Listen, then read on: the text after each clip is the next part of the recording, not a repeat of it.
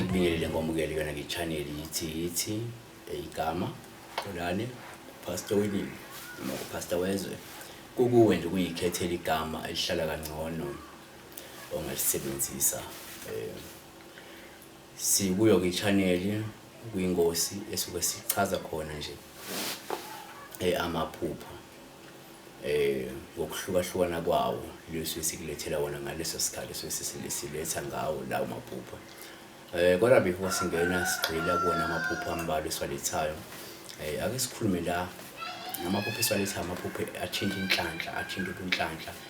bomuntu asisho ukuthi ke bakwethu umuntu nomuntu uzalwa enenhlanhla ingakho bethi umuntu uzalwa efumbethe ukuthi umuntu uzalwa enobunhlanhla obuthile anabo noma enenhlanhla ethile esuke eyembethe noma isuke isegazini bese zibaningi ke izinto eziphazamisa ubunhlanhla bomuntu nomuntu ngamunye ngokuhamba kwesikhathi kwesinye isikhathi kuyenzeka ubunhlanhla noma inhlanhla osuke obusuku uzalwa nayo uzalwe vele isithuntubezekile ngenxa yokuthi uthola ukuthi ukuzalwa abantu abe bevele inhlanhla yabo iphazamisekile noma iphazanyiswa izimo ezithize ziningi izinto eziphazamisa inhlanhla uthola ukuthi mhlawumbe umuntu umzali wakho osuke kuzala ukuzala egxishwe ngeqhitho noma ngezichitho egcishwe lezi zinto lezo ziyenza ukuthi nawe ugcina uthola usuzalwa ubunhlanhla bakho buphazamisekile ngenxa uzalwa umuntu ubunhlanhla bakho obulokhu buphazanyiswa ngemithi ethize abathakathi noma kuyizitha so okungenza ukuthi sekufuna ukuthi wena ube umuntu ozokwenziwa izinto ezithize ukuze ubunhlanhla bubuyiselwe kuwena noma kubuye lenhlanhla yakho ikwazi ukuthi ugeze kususela amathuza asuke engama inhlanhla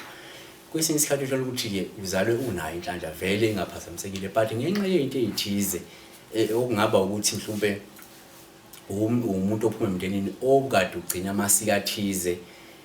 bese wena bangakwenzela isiko elithile so wena sengenzeke bese ubunhlanhla bakho buyaphazamiseka ngoba labantu abebefanele begcinele usiko olithile azange baligcine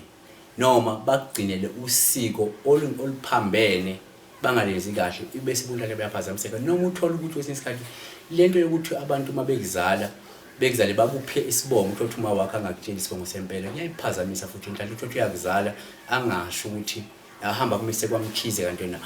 wakangcobo so lokho ubunhlanhla bakho kusengahle ephazamiseke ngoba usu-introduce endaweni e-wrong la ngafanele khona ngibala into ezingaphazamisa ubunhlanhla bomuntu noma uthola ukuthi kwesinye isikhathi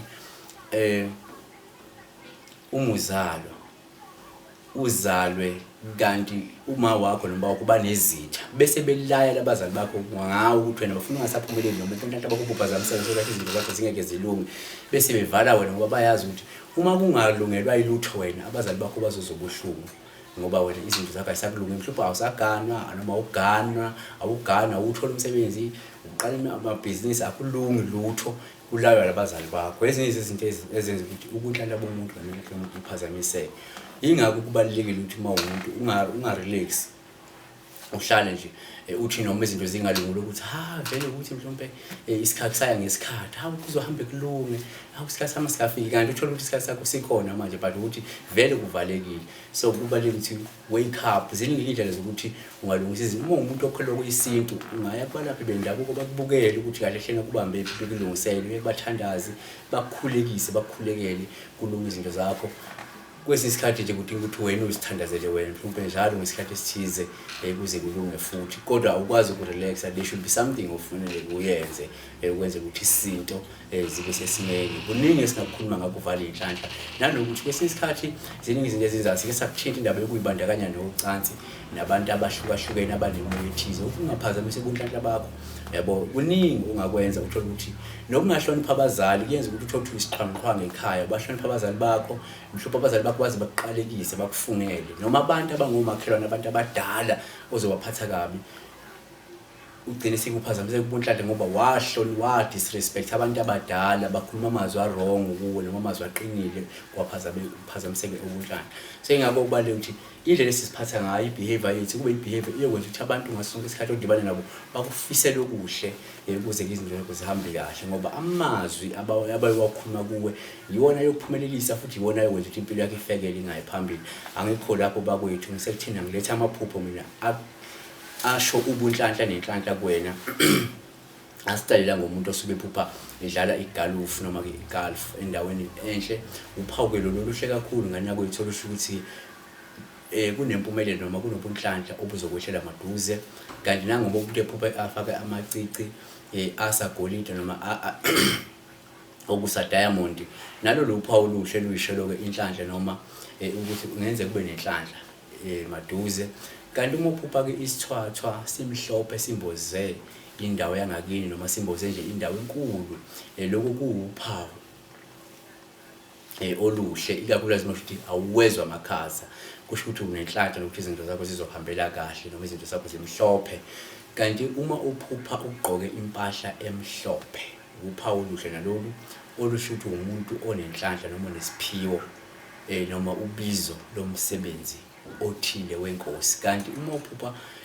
use-mall noma kwi-shopping complex kunxanxathela yezitolo, kuvame ukuthi futhi ubuphawu olubika-ke ubunhlanhla noma inhlanhla nokuhanjelwa kahle izinto nokuthi izinto ngale zikhambele kahle la. Kanti asikhulume nomuntu othena mina ngiphupha umuntu wakithi engathi akaphilile kahle ngokomqondo, nalolu uphawu oluhle olusho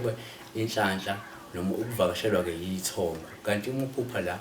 umfulo namanzi ahlanzekile ogelezayo, uphawu oluhle olusho ke isimo senhlanhla edlulayo. Kodwa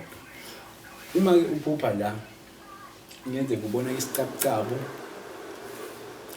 esincane, uphawu oluhle olukhomba ukuba nenhlanhla. Kanti uma uphupha ubone ivivane noma amavivane, ikakhulukazi uma esendaweni enhle endiza, lapho kuba uphawu ke lwenhlanhla futhi nalolo. Kanti uma uphupha ugona ingane ibisikutshokozela, nalolu uphawu oluhle futhi olukhomba ke ukuba nenhlanhla. Kanti uma uphupha la ubona ihashi noma amahashi noma umjaho wamahashi, uphawu oluhle futhi olusho inhlanhla, ikakhulukazi uma umuntu oyithandela ke ukugembula, kusho ukuthi ngasikhathi esisha kakhulu sokuthi ungagembula, ngenzeka ke unyelwe inyoni esandleni. Kanti uma uphupha ke ihashi lisemanzini ongenzeka liyabhukusha, lolu uphawu oluhle nalo futhi oluchaza ke ubunhlanhla onabo. Kanti uma uphupha la ngabe ubucwebe nobukhazikhazi, uphawu olubika inhlanhla. Uma uphupha futhi ongenzeka uzilukela imbenge uzuyephethe, uphawu futhi olusho ukuthi uzophumelela kokwenzayo, elibika ke ukuba nenhlanhla ey'ntweni ozobe uzenza noma ozenzayo njengamanje. Kanti uma uphupha ikhekhe lomshado noma ikhekhe lomsebenzi noma ukhekhe olusuke lithengwa uma kuwusuku lokuzalwa lomuntu, uphawu oluhle olubika inhlanhla. Kusho ukuthi izinto zizokuvuma, izinto zakho zizohambela kahle. Uma uphupha ke la ugibele umkhumbi ohamba kahle emanzini ungenayihibe, uphawu futhi oluhle lolu olukhomba ukuthi izinto zakho zizohambela kahle, noma uzokwehlelwa inhlanhla ungazelele, inhlanhla engandele bani. Kanti ke la uma uphupha ke inyama yenkukhu, nalokho kuvame ukuthi uphawu oluhle kakhulu futhi kulowo muntu osuke ephupha, lindela ukuthi izinto zakho zikhambele kahle. Kanti ke la uphupha amaphoyisa ekujaha, uphawu oluhle olusho ke inhlanhla nokuthi ngahle kuwumuntu ozohlonishwa. Empeleni uma uphupha amaphoyisa ekujabulela, hhayi ekujaha, uphupha amaphoyisa ekujabulela, uphawu oluhle olusho ukuthi ke uzoba nenhlanhla enkulu engandele bani, nanokuthi ungahle ube umuntu ozothola ukuhlonishwa noma abantu abazothola ukuhlonipha nje endaweni yangakini noma la osuke ukhona isikhathi esiningi. Asibambe lapho ngamaphupho kwamanje, sizokwazi ukuthi siqhubeke futhi silethe amanye amaphupho ngokuhamba kwesikhathi. Iba futhi kuyashisa manje, umuntu uyajula kumanzi nte siyosiwa la ngakithi. Angazi ke ngakini indawo yangakini liyabanda noma lenzani, thina la ngakithi nje isihogo asisizwa ngendaba, sisibona ngamehlo, sibuso njengamanje sisesihogweni, sisehayike, siyashisa ngeleli simanga. Uyakhumula, uyithela ngamanzi, ungena emanzini, uyageza, kuyafana, uphuma hayi isihogo bakwethu yashisa. Makushisa kanjena emhlabeni ukuthi kuyoba njani isihogo sesifisa ukwenza ngempela. Kodwa ngikho lapho ingane zakwethu, uNkulunkulu enilekelele kakhulu, niba abantu abayigwemayo izinto ezingahle zimlethele iqalekisi, niba abantu abakwazi ukuyigwema izinto ezingahle zimlethele amashwa namabhadi namabomu. Akube ukuthi amashwa ayokulandela ngenxa yabathakathi, kodwa kungabe ukuthi into oyikhuluma noma into ozenza ukuthi-ke zikuhlukanise nobunhlanhla bakho, zenze ukuthi ithongo noma uNkulunkulu akufulathele. Enifisela wona ukuthi uNkulunkulu akuzethile.